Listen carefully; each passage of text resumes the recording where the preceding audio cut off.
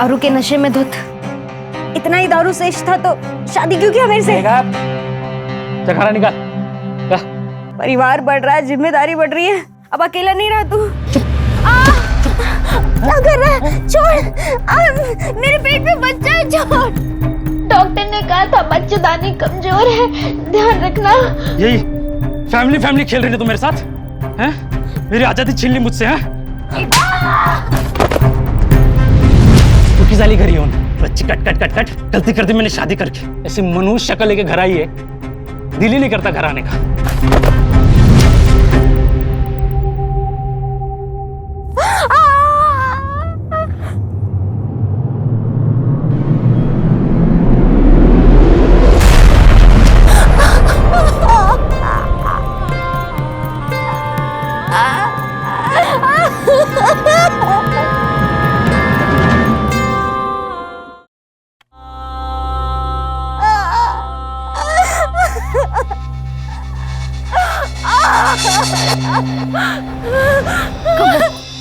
कमो शांत हो जा, सब ठीक हो जाएगा।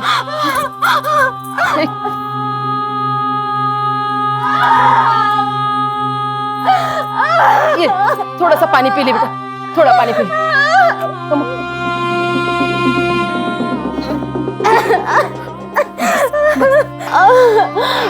आखिर उस सुधांशु ने अपना राक्षसपन दिखाई दिया। बच्चा गिर गया बेचारे का। कमो शांत हो जा, शांत हो जा। एक जगह अपनी सुनवाई जरूर होगी।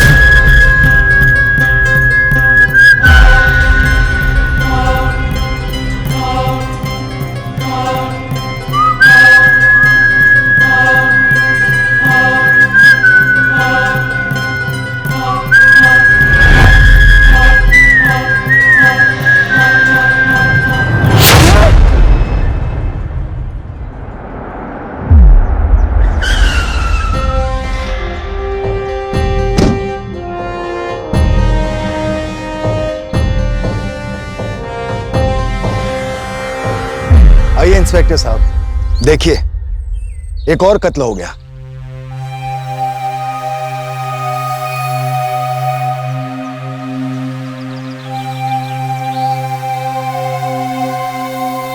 साहेब, लगता है कोई घोड़ा इसे कुचल कर चला गया है।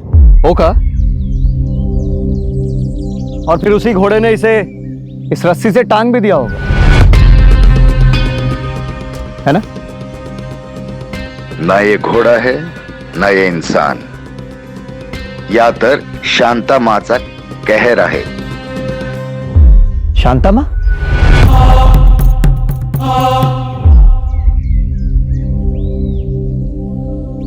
ये शांता माँ कौन है?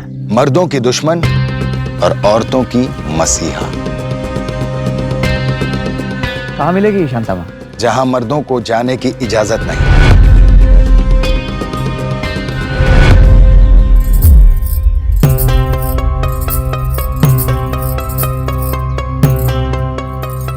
कम्मो, अब रोना नहीं। आज से तेरी जिंदगी की नई शुरुआत हो रही है। आंसू पोंछ ले।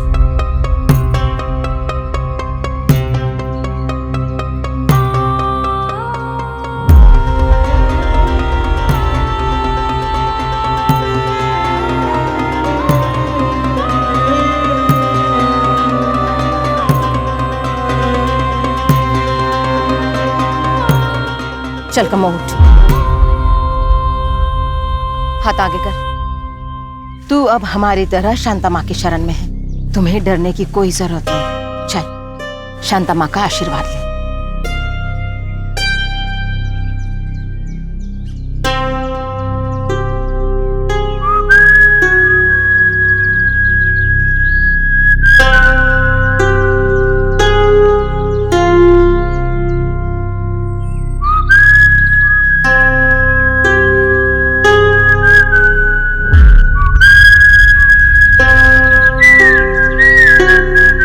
औरत का पति मर जाता है, उसके साथ यही सब करके उसे शांता माँ की शरण में ले आती हैं ये। इन औरतों का मानना है कि वो इनकी रक्षक है और इसी कुएं में वास करती है। तो क्या प्रधान जी आप मुझे ये कहना चाहते हैं कि इस कुएं में उस शांता माँ की आत्मा है या कोई भूत है जो इस गांव के मर्दों का कत्ल कर रही है? हाँ। क्या बकवास कर रहे हैं आप? इंस्पेक्टर साहब वहां मत जाइए, वहां खतरा है।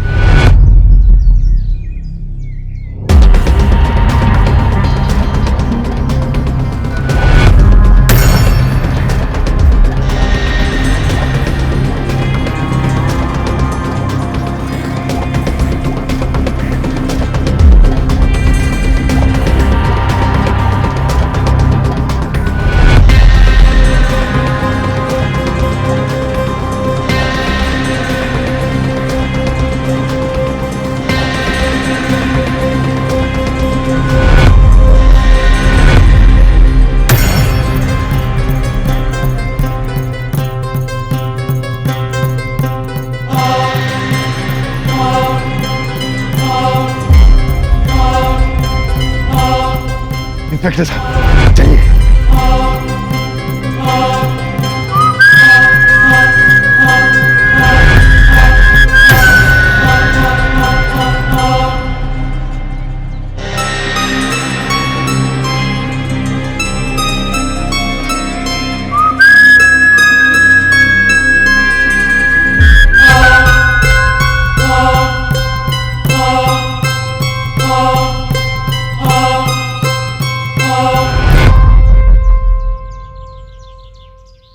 साहेब हे बघा, इस गांव का पूरा लेखा जोखा इस फाइल में है। अजीब बात है संजय, इस गांव में इतने सारे मर्डर्स हुए हैं लेकिन आज तक किसी ने कोई एक्शन ही नहीं लिया। अरे साहेब कैसे एक्शन लेते? आपसे पहले वो मोरे साहब थे ना, वो शांता माँ को बहुत मानते थे और वो ये भी मानते थे कि जो काम पुलिस नहीं कर सकती वो शांता माँ करती है। कोई रॉबिनहुड है शांता माँ? हे बक, हर मरने वाले की छाती पे घोड़े की नाल का निशान है। तेज तर सांगतोय साहेब मी तुम्हाला, जब भी किसी औरत पे जुल्म होता है ना, वो घोड़े पे आती है और अपना काम करके चली जाती है। खरंच मला एक गोष्ट सांग, ये पूरे गांव में तूने आज तक कभी कोई घोड़ा देखा? नहीं। किसी घोड़े के किसी भी जगह पे पाँव के निशान देखे? नहीं। तो फिर वही तो बोल रहा हूँ साहब, ये शांता माँ का घोड़ा है ना, ये उड़न खटोला है, उड़न खटोला। ये जमीन पर निशान नहीं छोड़ता, मरने वाले के गर्दन पे निशान छोड़ता है। काही पण। हाँ सुनीता बोल। अरे तो कोई डॉक्टर को बुला के आई को चेकअप करवा लेना, सीरियस मैटर तो नहीं है। हाँ ठीक है, मैं फ्री होके पहुंचता है।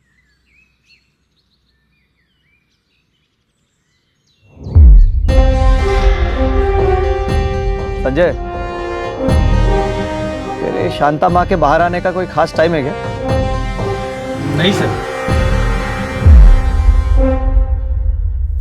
तो मुकेश बेटा, फिर क्या सोचा है तुमने शहर जाने के बारे में? मैं कल परसों शहर जा रहा हूँ, 1-2 इंटरव्यू के लिए। वैसे भी अच्छी नौकरी कहाँ मिलती है आजकल। देखो बेटा, कोई भी नौकरी मिले इस गांव से निकल जा, क्योंकि अब ये गांव मर्दों के लिए सुरक्षित नहीं रहा।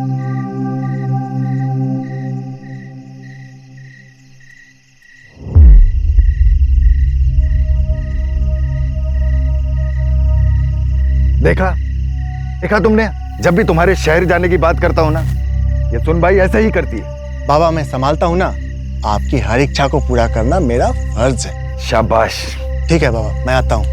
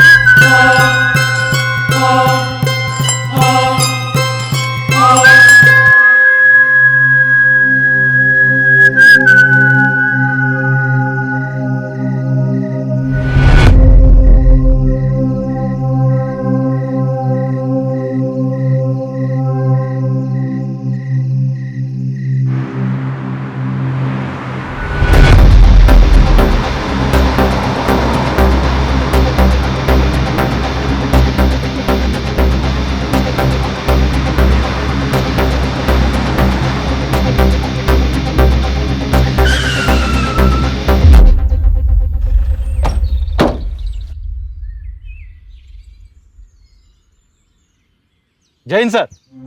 ऐसा संजय तू मी ठीक आहे सर. साहेब यही है मोरे जी. आपसे पहले यही थाना इंचार्ज थे, अब retired. Nice to meet you sir. Thank you. I am sorry तुम्हाला डिस्टर्ब केला. सर एक केस के सिलसिले में कुछ इन्फॉर्मेशन चाहिए थी. आप वही केस जिस पर आपने भी काम किया. शांता बहुत हंसमुख और चुलबुली लड़की थी. गांव में उसका सबके साथ मिलना जुलना था. हर किसी के सुख दुख में वो साथ देती थी. सब कुछ ठीक था और मेरे इलाके में कभी कोई दुर्घटना नहीं घटी थी. लेकिन उस दिन जो हुआ,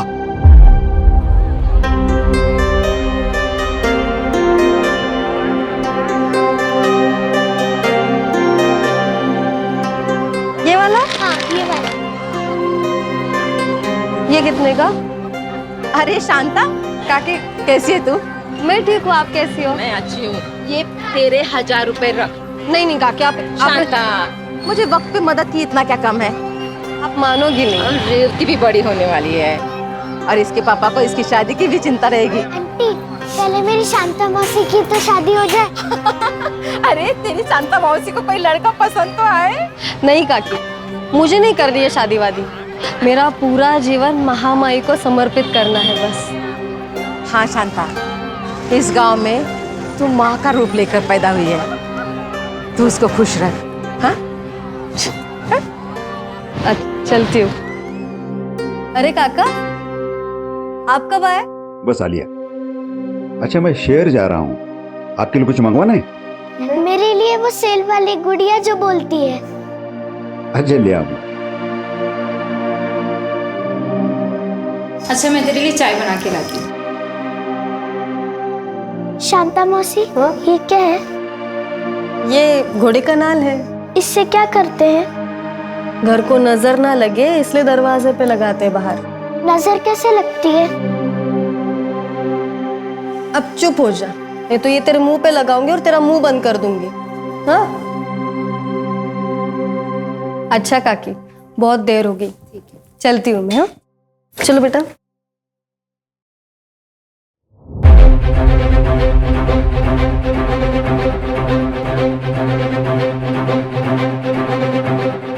वो आदमी वापस पीछे आ रहा है. पीछे मत देखो. रेवती भागो भागो, आगे चलो. जल्दी जल्दी चलो बेटा, भागो जल्दी चलो. चलो चलो चलो.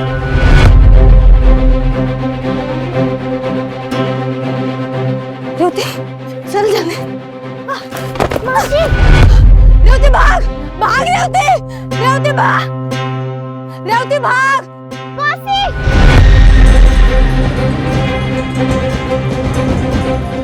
रेवती भाग भाग. मौसी, कहाँ हो आप मौसी?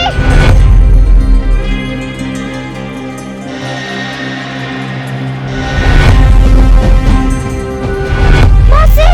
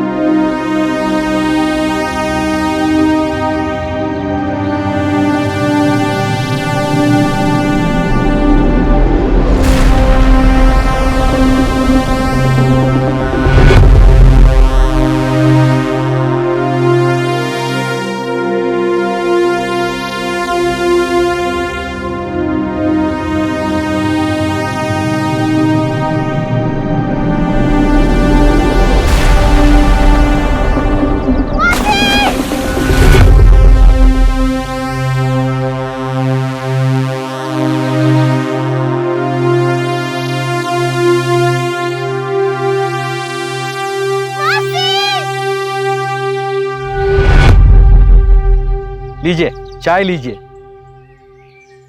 मैं तो पहले से ही चाय बनाता आया हूँ मोरे साहब के यहाँ. ये लीजिए सर.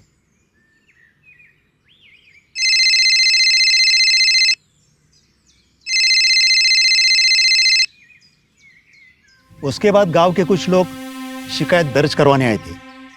उसमें वो बच्ची भी थी, रेवती, उसकी गवाही थी। उसने कहा कोई तो उनका पीछा कर रहा था। फिर आपने कोई एक्शन लिया?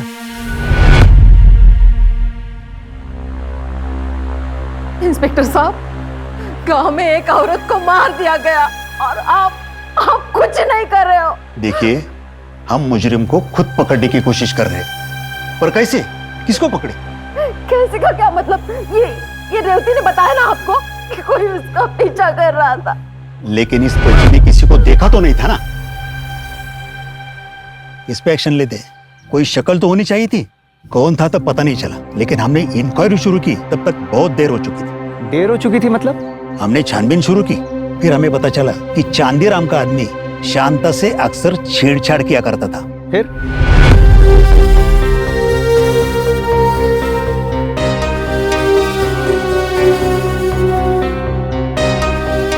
साहेब, इसके गले पर घोड़े के खुर का निशान है। लगता है किसी घोड़े ने इसे कुचलकर मारा होगा। आ गई हमारी शांता माँ, आ गई। ले लिया उसने अपना बदला, ले लिया बदला। इंस्पेक्टर साहब, आपने तो कुछ नहीं किया ना।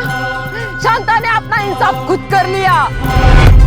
हर औरत पे हो रहे जुल्म का इंसाफ करेगी हमारी शांता माँ। इंसाफ करेगी, इंसाफ करेगी हमारी शांता माँ। आ गई। एक ऐसा गांव जहां औरतों का राज था, या यूं कहे कि मर्द डर डर कर रहते थे और औरतों की दहशत थी। वो इसलिए कि उन औरतों की रक्षा करने के लिए एक अनदेखी शक्ति थी जिसका नाम था शांता माँ। जब कभी किसी अबला पर जुल्म होता तो उसकी रक्षा करने के लिए पहुंच जाती थी शांता माँ। रक्षा क्या, सीधा इंसाफ ही करती थी उस जालिम मर्द की जान लेकर। इसीलिए इस गांव के मर्द या तो गांव छोड़कर बाहर नौकरी करने चले गए, और जो बचे थे वो अपनी पत्नियों से प्यार करते या फिर उनसे डर कर रहते। बेशक गांव की औरतों के लिए ये एक मान्यता हो सकती है, पर पुलिस के लिए नहीं, क्योंकि पुलिस सबूतों पर विश्वास करती है, ना कि किसी दंत कथा पर। अब एक बार को मान लिया जाए कि इस गांव में शांता मां नाम की कोई शक्ति थी ही नहीं, तो फिर वो कौन था जो इस गांव में कत्ल कर रहा था, वो भी मर्दों के? क्या फायदा मिल रहा था उसे गांव के मर्दों का सफाया करके?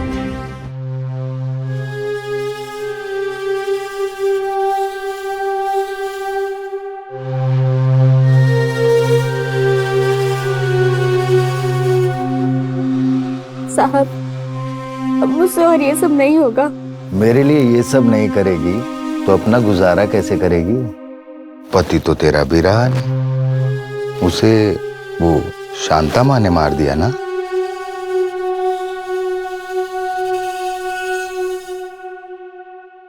शांता माँ किसी के पति को नहीं छोड़ती, बड़ी बेदर्द है। ये भी नहीं सोचती कि किसी के पति के मर जाने के बाद उसकी पत्नी और बच्चे कैसे गुजारा करें।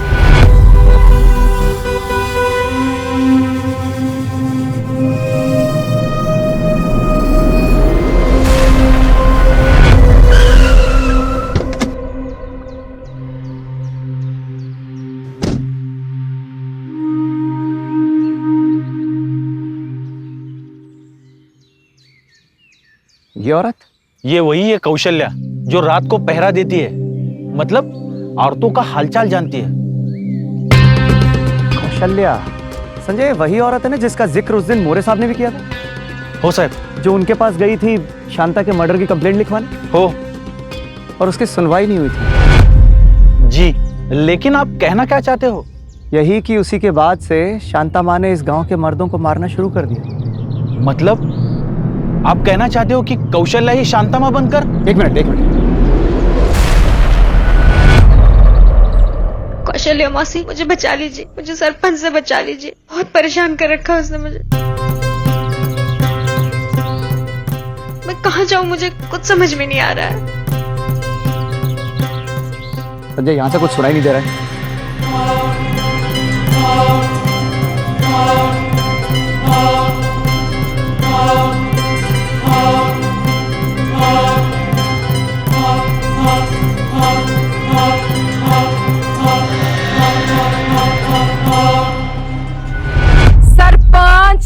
अमोल पाटिल, सरपंच अमोल पाटिल, सरपंच अमोल पाटिल, सरपंच अमोल पाटिल, सरपंच अमोल पाटिल, सरपंच अमोल पाटिल। ये तो सरपंच जी का नाम ले रही है, मतलब इस बार सरपंच जी की बारी।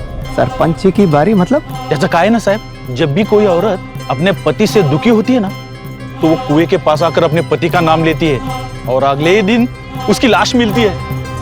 लेकिन सरपंच जी की बीवी को मरे हुए बहुत साल हो गए।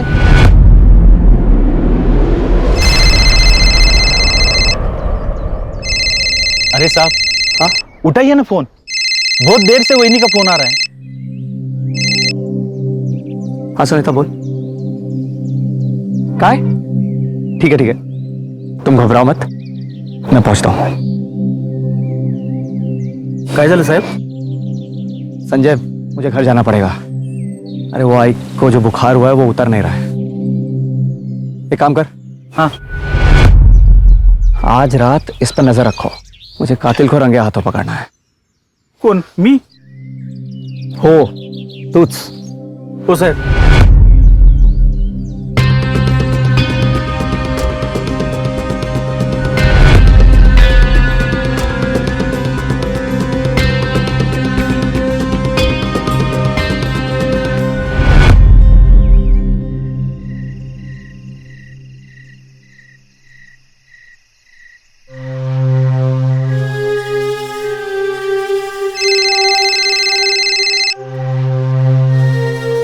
हेलो।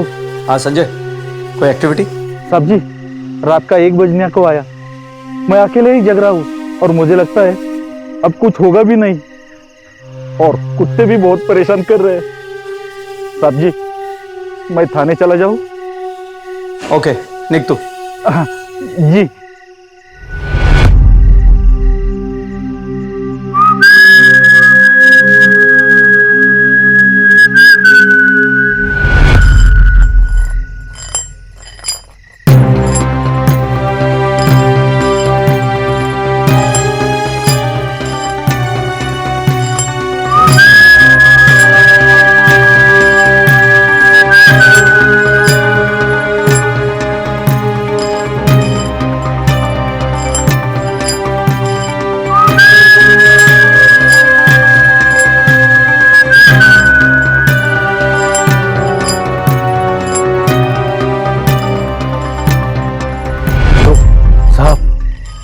कौशल्या राउंड पे निकल चुकी है। क्या? आइक, अपना कैमरा चालू कर और जो भी दिख रहा है उसे बराबर रिकॉर्ड कर। जी।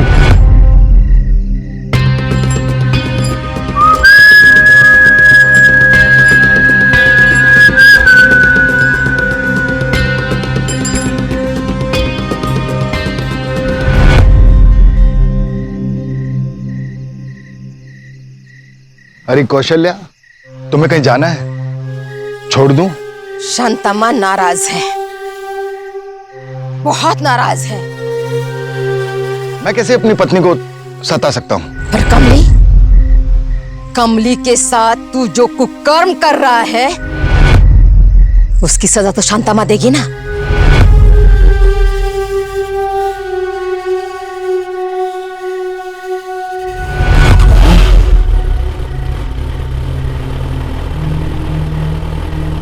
कौशल्या मावशी, काय झालं? सब ठीक तो है ना? वो मैं घर जा रहा था तो कौशल्या बहन को देकर पूछ रहा था, कहीं छोड़ दूं? बाबा, आप घर जाओ। हाँ हाँ हाँ।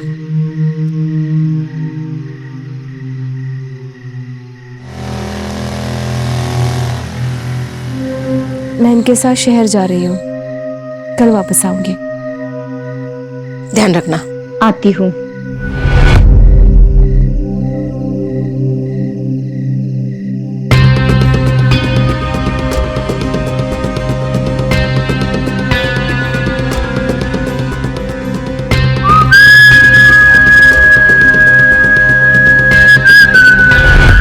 संजय, काय झालं? कुछ हुआ भी और नहीं भी। म्हणजे?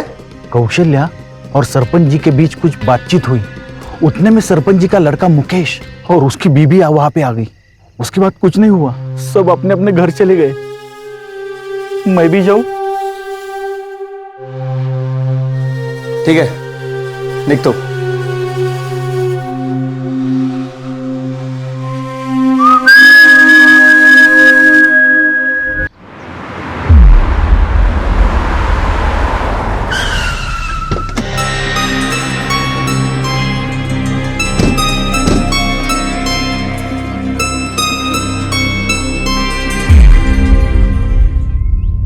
साइड दिया, साइड दिया, साइड दिया, साइड दिया।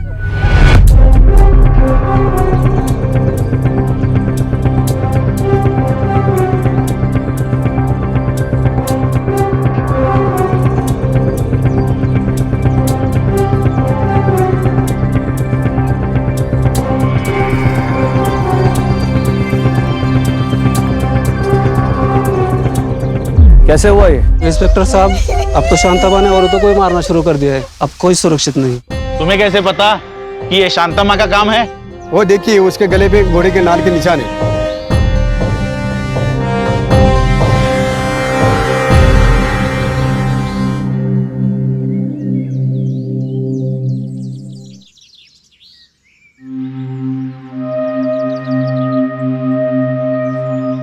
रेवती, तुम भी अपना सामान बांध लो, अब हमें चलना है। नहीं, मी नाही येणार। तुम्ही जाना है ना इंटरव्यू में, तुम चले जाओ। बरोबर बोलते सुन भाई। और अब डर भी किस बात का? मुझे क्या लगता है, शांता माँ के नाम की आड़ में कौशल्या ही सारे कत्ल करती थी। फिर उसे किसने मारा? बाबा, अब तो यहाँ औरतें भी सेफ नहीं है। नहीं नहीं नहीं, मैं रेवती को यहाँ नहीं छोड़ सकता। रेवती, तुम चलो मेरे साथ। नहीं, मैं नहीं आऊंगी। जिद मत करो, तुम चलो मेरे साथ। मुकेश, हट करो ना को। बहू नहीं जाना चाहती, मत लेकर जाओ उसे। कुछ नहीं होगा इसे।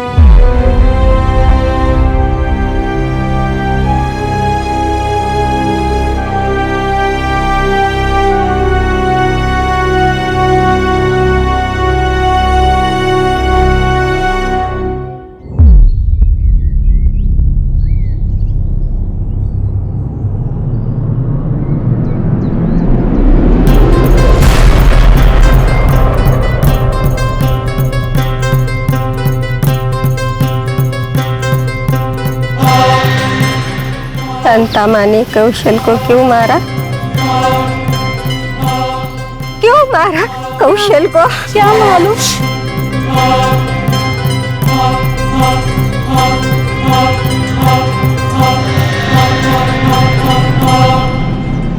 बात धीरे धीरे खुल रही थी। पुलिस को यकीन होता जा रहा था कि यह काम किसी आत्मा या भूत प्रेत का नहीं, बल्कि किसी इंसान का है। पुलिस को कौशल्या पर शक था और कौशल्या ने तो सरपंच को धमकी भी दी थी कि शांता माँ कमली के शोषण के बदले में सरपंच की जान ले लेगी। पर उसके बाद तो कौशल्या की भी मौत हो गई। और हैरानी की बात थी कि कौशल्या की मौत के बाद ऐसे हादसों की कड़ी थोड़ी सी रुक गई। कई दिनों तक गांव में ऐसा कोई अप्रिय घटना नहीं घटी और लोग इस घटना को भूलने लगे। पर अब तक जितने भी कत्ल गांव में हुए थे, पुलिस उनके कातिल तक नहीं पहुंच पाई थी। और फिर पुलिस के सामने आया एक ऐसा चौंका देने वाला सच जिसे जानकर आप भी दंग रह जाएंगे।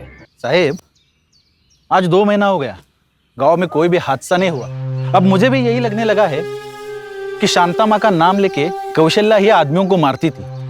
अरे तो कौशल्या को किसने मारा? मुझे लगता है साहब, उसे पता चल गया होगा कि उसका पर्दाफाश होने वाला है, इसलिए उसने आत्महत्या कर ली।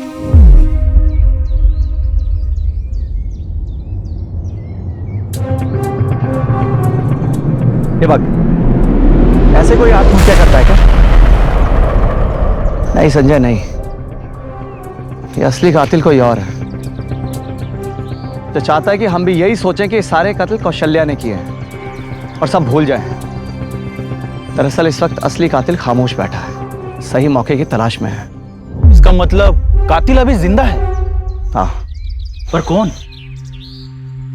ऐक माझा, एक कौशल्या मर्डर केस की जो फाईल आहे ना, घेऊन ये लवकर. हो साहेब.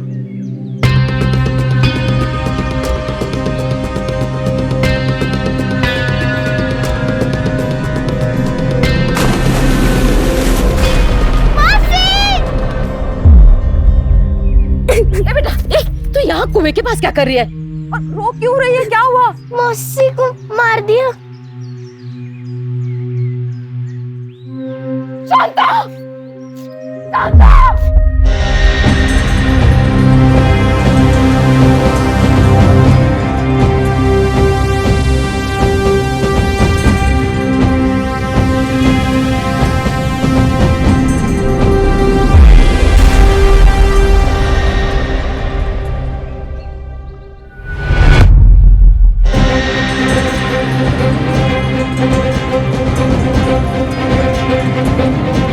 क्या हुआ बेटा? क्यों डर रही है? मौसी को मारा. ये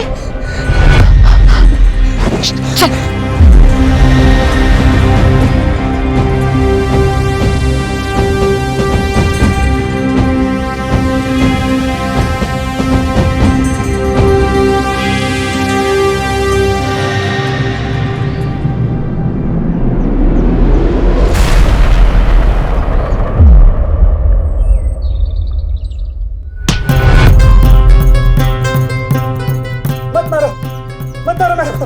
मैंने कुछ नहीं किया, मेरे को मत मारो. क्यों मारो? तूने कुछ नहीं किया.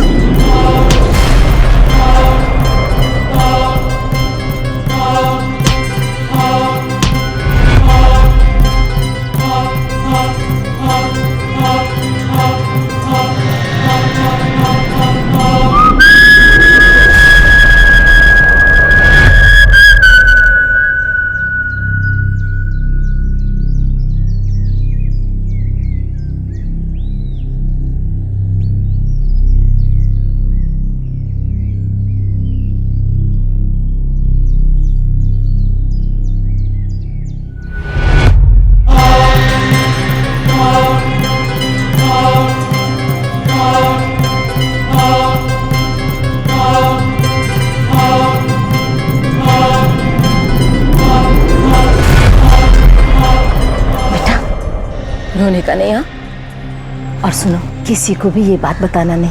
हाँ, हम कहेंगे ये सब शांता माँ ने किया है, समझी? अब रोने का नहीं. चल.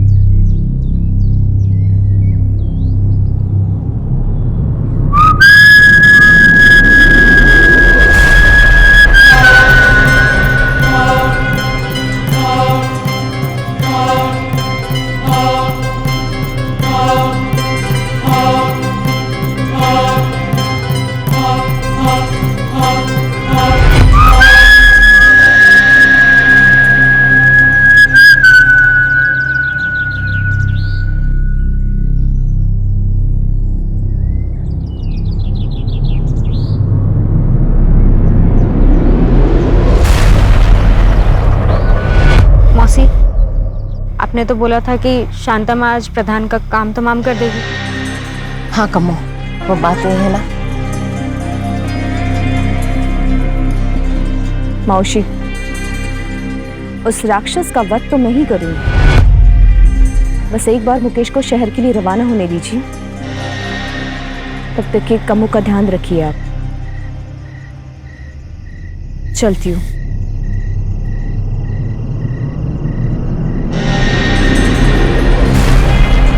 कमो, आज रात शांता माँ तेरा इंतकाम जरूर लेगी. तू बेफिक्र हो.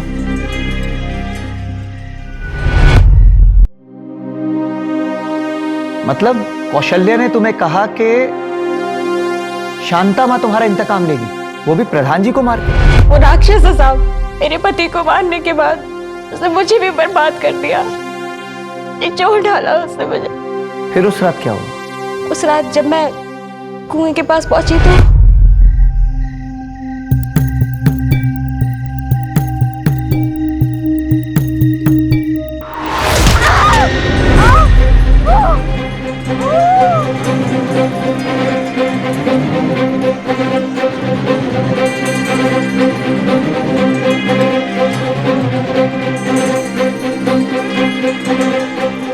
मुझे मारने चली थी, मुझे।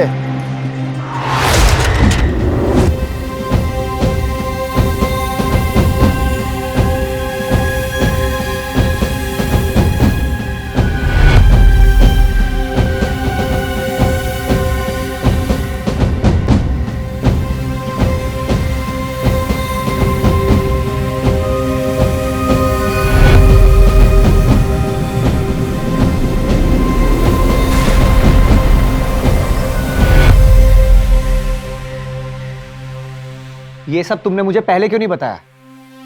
मुझे लगा कौशल्या मौसी मेरा बदला ले लेगी, पर उस कमीने प्रधान ने तो कौशल्या मौसी को भी मार दिया और अब वो मुझे भी नहीं छोड़ेगा, मुझे भी मार देगा।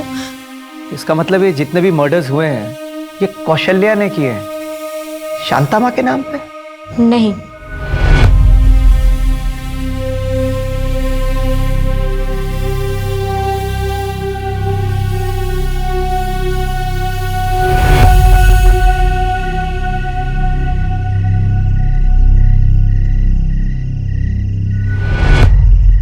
अच्छा, तो तू है वो जो इस गांव के सारे मर्दों का कत्ल करती है।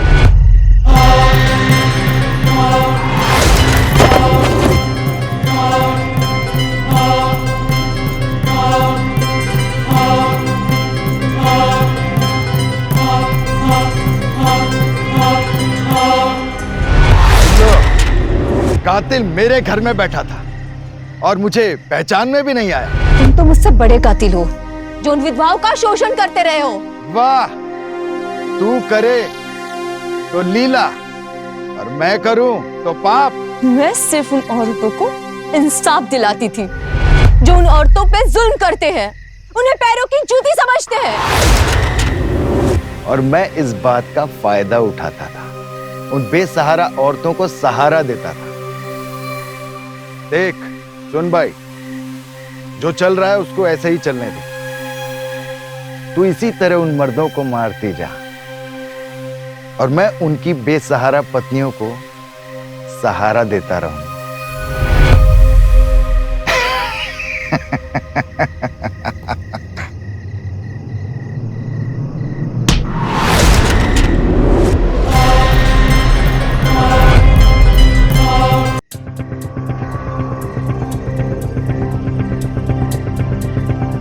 तेरे जैसे मर्द ने मेरी शांति मासी का शोषण किया, मैंने उसे भी मार दिया। रेखा, सावित्री, कोमल और वो सुहाना, बच्ची थी वो। उनके घर वालों ने तो उन्हें जीते जी जीने के लायक नहीं छोड़ा और उनके मरने के बाद तूने, मैं तुझे जिंदा नहीं छोड़ूंगी। नहीं, नहीं। तूने मेरी माँ जैसी कौशल्या मौसी को मार दिया। नहीं छोड़ूंगी मैं तुझे जिंदा।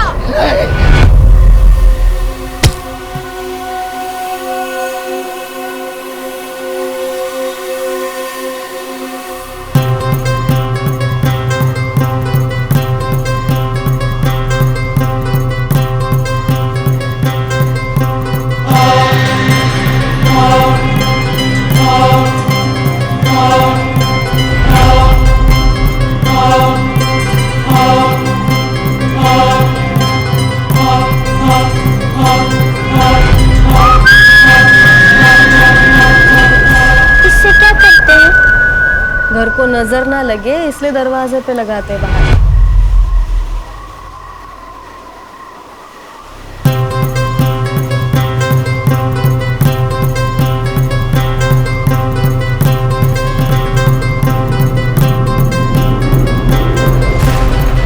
रेवती नहीं, रुक जाओ रेवती। नहीं, जब तक ये राक्षस मर नहीं जाता मैं उसे नहीं छोड़ूंगी। रेवती, इसे सजा मिलेगी। कानून अपने हाथ में मत लो। नहीं, मैं इसे नहीं छोड़ूंगी, नहीं छोड़ूंगी।